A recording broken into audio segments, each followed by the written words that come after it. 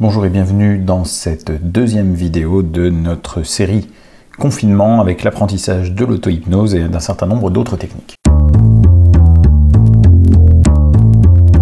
Alors ce que je voulais vous dire aujourd'hui, c'est qu'il y a certaines personnes qui mettent de l'espoir dans le fait d'apprendre des techniques d'auto-hypnose, de méditation.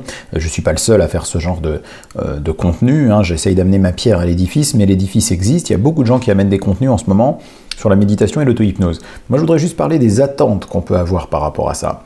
Il faut faire quand même très attention de ne pas confier toutes nos attentes à une technique. Déjà parce que ce sont des techniques qui cherchent à nous mobiliser, à faire quelque chose. On doit s'entraîner. C'est pas parce qu'on va écouter un enregistrement que ça va résoudre en fait le problème ou que ça va nous aider de manière durable et profonde. Ce qui est très important, c'est de se l'approprier. Autre chose, c'est que toute l'hypnose du monde, toute la méditation du monde ne va pas remplacer un certain nombre d'autres choses très basiques et qui sont plus importantes en fait que de trouver des solutions à nos problèmes et que de trouver des repères. Il y a des choses qui sont bien plus importantes et qui doivent être prescrites avant l'hypnose.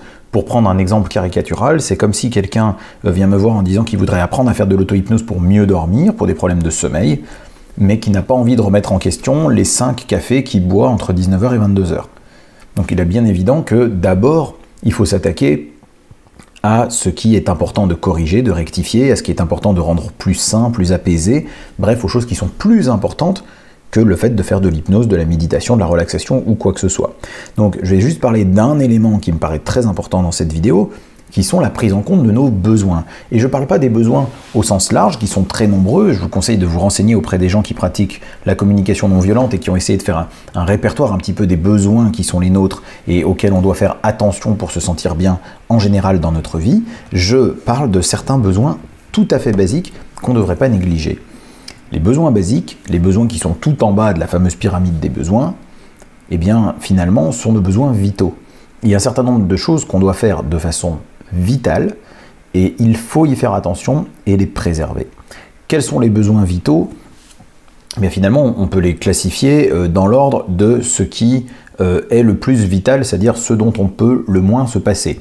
Premier besoin vital, c'est de respirer. Alors ceux qui sont atteints par le virus ont des problèmes respiratoires et ils prennent conscience à quel point, pour certains en tout cas, ils prennent conscience à quel point c'est vraiment terrible quand on n'arrive pas à respirer, c'est extrêmement angoissant. Les personnes qui ont déjà des problèmes pulmonaires le savent, mais respirer c'est vital et nous-mêmes on ne prend pas le temps de respirer. Il faut voir que quand on est anxieux, quand on est inquiet, quand on est stressé, un des premiers signes c'est d'avoir un peu le souffle court et d'avoir du mal à respirer. Donc je vous encourage à faire attention de temps en temps à votre respiration, c'est un exercice extrêmement simple, juste de temps en temps, quand vous y pensez, vous vous asseyez, vous vous arrêtez, vous pouvez éventuellement fermer les yeux et vous prenez une grande respiration. En gonflant bien le ventre et la poitrine, et vous prenez le maximum d'air que vous pouvez et vous soufflez doucement. Faites ça de temps en temps, faites attention à votre respiration, c'est évidemment un phénomène non conscient qu'on fait automatiquement la plupart du temps, mais on peut avoir une influence consciente dessus. De temps en temps, faites attention à votre souffle. Pour toutes les personnes qui ne sont pas malades et en difficulté, faites attention à votre souffle. Ceux qui sont malades aussi, mais d'une autre manière et dans les limites de vos possibilités. Autre besoin vital, ça va être quoi? Ça va être de boire. Boire, c'est important et c'est quelque chose qu'on néglige. On a tendance très facilement à se déshydrater. On a tendance à se déshydrater quand il fait froid, parce qu'on sent un peu moins la soif. On a tendance à se déshydrater quand on est dans des lieux fermés. Pour mes collègues soignants qui sont très dans le speed, beaucoup à courir entre les choses, ils prennent souvent pas le temps de faire ça, de boire. Buvez régulièrement de l'eau, bien sûr, je parle. Buvez régulièrement. Pensez de temps en temps à boire un verre d'eau. Même quand vous n'avez pas réfléchi que vous aviez soif, pensez-y par exemple quand l'horloge fait un tour de cadran, quand vous voyez une heure fixe, eh bien, pensez à vous demander, tiens, est-ce que je boirais pas un verre d'eau, un demi-verre d'eau? C'est vachement important. Si vous êtes déshydraté, il y a plein de choses qui vont se mettre à moins bien fonctionner à l'intérieur de vous et vous n'allez pas être bien. Autre besoin vital dont on ne pourrait pas se passer, bien sûr, c'est manger.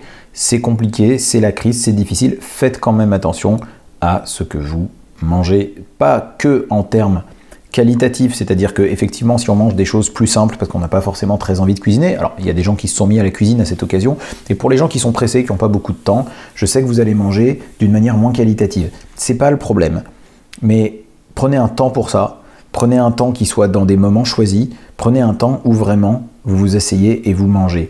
je sais qu'on n'en a pas forcément la motivation, mais faites quand même attention à ça, que ce moment où vous mangez soit une pause qui est située autour du repas et pas autour d'autre chose. C'est très important.